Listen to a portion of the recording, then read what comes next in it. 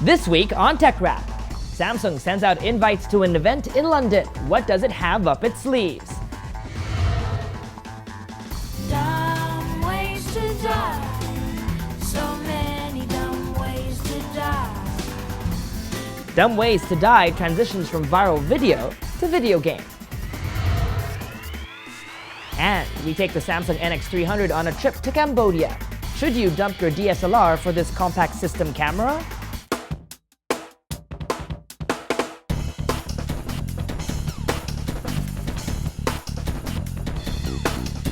Hi, I'm Michael Josh, and this is TechRap, your weekly source for tech news, gadget reviews, app recommendations, and social media tips. Well, what do we tell you? It's happening, folks. Following up on its Unpacked event in New York, where it introduced its flagship Android smartphone, the Galaxy S4, Samsung is hosting another event, this time in London. This week, the South Korean company sends out invites to its Premier 2013 event at the Earl's Court Exhibition Centre in London on June 20th. Expected to debut at the event are the Samsung Galaxy S4 Active, the Samsung Galaxy S4 Mini, and new Windows-powered ATIV devices.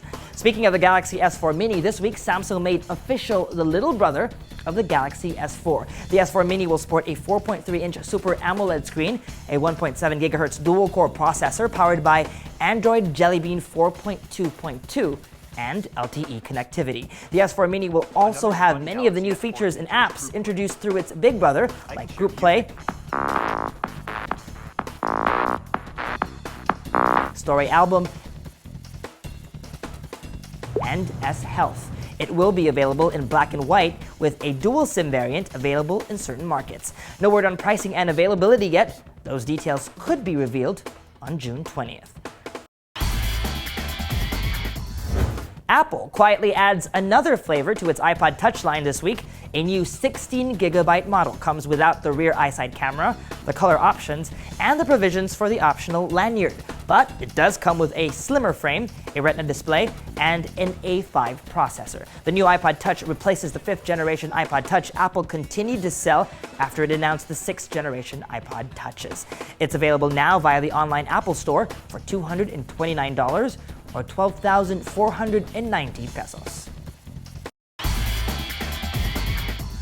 Here's another smartphone confirmation that's sure to get gadget geeks excited. After months of speculation, Motorola finally confirms it is indeed working on a new flagship smartphone, the Moto-X. The Moto-X is being marketed as, quote, the first smartphone assembled in the USA. Motorola says building the phone in the US is an advantage for their designers and engineers. It will also help them address purchasing demands faster, a problem we've seen experienced by a lot of tech companies, including, very recently, HTC. Motorola CEO Dennis Woodside says breakability and battery life are the two things Google CEO Larry Page wanted them to focus on. But the most exciting fact about the Moto X is that it's the first major smartphone from Motorola since being bought by Google. If you recall, a few episodes back, we talked about rumors of a Google X phone, which made an appearance on benchmarking site Antutu. Previous reports indicate specs will take a back seat in the Moto X. It will instead focus on customer experience. Motorola's flagship phone is slated for a summer release in the US. Facebook, following a feature started by Twitter way back in 2009, introduces verified pages. Similar to what verified users on Twitter get, pages that get verified on Facebook will have a small blue badge with a check mark inside of it to indicate that the account is authentic. Facebook says the move is aimed at helping users find official pages of celebrities and other high-profile people and businesses on Facebook. The social networking site is proactively giving out verified badges and will also roll out the updates to Facebook profiles very soon. Unfortunately, there's still no way to request to be verified, so if there's a page impersonating you or your organization, the best thing that you can do right now is to report the fake account.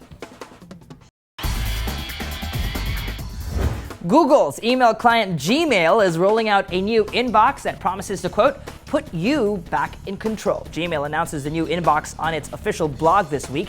The new desktop design organizes your emails into tabs that lets you jump from your primary emails to updates from your social networks, promos, and offers or bills, and updates that need your attention. The Gmail app for Android and iOS will also get this update. You'll see your primary emails and easily access your other tabs. The new inbox is also customizable. You can select the tabs that you want from all 5 to none, drag and drop to move messages between tabs, set certain senders to always appear in a particular tab, and star messages so that they also appear in the primary tab. Gmail's new inbox will roll out gradually in the next few weeks.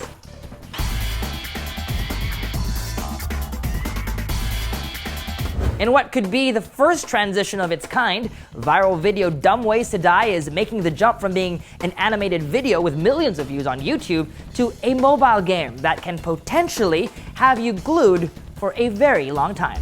Dumb ways to die. So many dumb ways to die. Dumb Ways to Die is a public service campaign by Metro Trains in Melbourne, Australia to promote rail safety. The LSS-inducing animated music video released on YouTube back in November of 2012 is now a mobile game, available on iPhones, iPod Touches, and iPads running at least iOS version 4.3.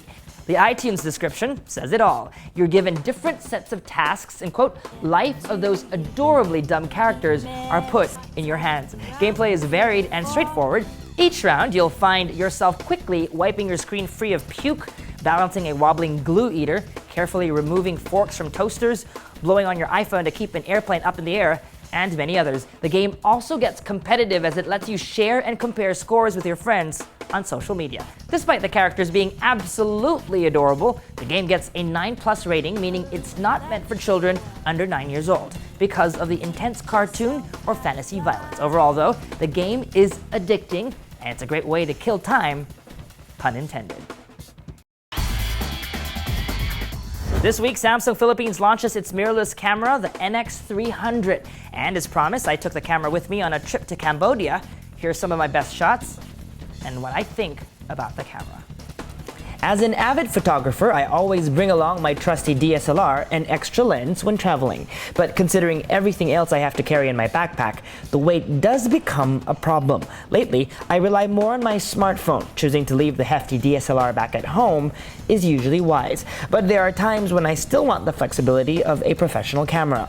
One solution is a new breed of cameras called compact system cameras, digital cameras the size of regular digicams, but with optional lens attachments. One of them is the NX300 from Samsung. Announced at CES 2013, one of the standout features of the NX300 is its optional 45mm lens that can shoot 3D photos and video. Available in black, brown, or white leather finish, the NX300 is reminiscent of old-school cameras, but without the heft. The camera comes with a 20.3 megapixel sensor and can also shoot high-definition video at 60 frames per second. Its bundled variable zoom kit lens shoots at 18 to 55 millimeters with an aperture range of 3.5 to 5.6 with optical image stabilization built in. The camera is also very fast. It can shoot continuous images at 8.6 frames per second. It also includes Wi-Fi connectivity and can upload photos to online services like Facebook and Microsoft's SkyDrive. I used the NX300 as my main camera during my recent trip to Cambodia. Here are some of the features I liked the most. Powering on is fast. You can flip the on and off switch and start shooting almost immediately. I also like the ability to flip out the 3.31-inch AMOLED touchscreen, which is great when trying to take photos from difficult positions. I would, however, love it if you could flip the screen all the way back like on Samsung's MV900F. Perfect for selfies. I also like the fact that near-field communication, or NFC, is built in. You can, for example, tap a Galaxy S4 on the side of the camera to transfer files to and from the phone and the camera. I use this a lot to transfer photos from the camera to my phone so I could upload it to Instagram. Hopefully, one day the camera will come built in with Android, just like in the Galaxy camera we reviewed last year. One con for me is the lack of a viewfinder. While the AMOLED touchscreen was great and all, I still like to take photos looking through a viewfinder and composing my shots that way. It would be great if users got the option to do so. Overall, it's a great camera that fuses the best of both worlds. But don't take my word for it. Take a look at some of the shots I took during my trip using the bundled kit lens.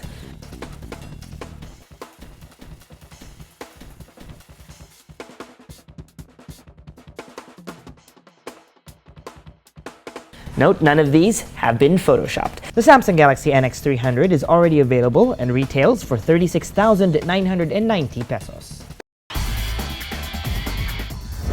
And that was TechRap. I know what's on your mind. Where's the Samsung Galaxy S4 giveaway that I promised? Well, here it is, folks. We posted the instructions on Rappler.com. They're very simple. All you have to do is navigate to rplr.co/TechRapS4. All the details are there. Now, don't forget, the contest runs this week only. We'll announce the winner on next week's show. For the latest news updates, don't forget, follow Rappler.com on social media. We're on Twitter, Facebook, Google+, and Instagram. I also don't mind being your 24/7 tech hotline, so email me if you have any tech questions or need help picking out a new gadget. The email address is techrap@rappler.com, or if you would like to just message me on Twitter, you can also do so. Just use the hashtag TechRap. All I ask is that if you enjoy the show and if you like it, then please give it a thumbs up or share it or retweet it to all your followers. And that's all for this week, folks. I'm Michael Josh. Thanks for dropping by.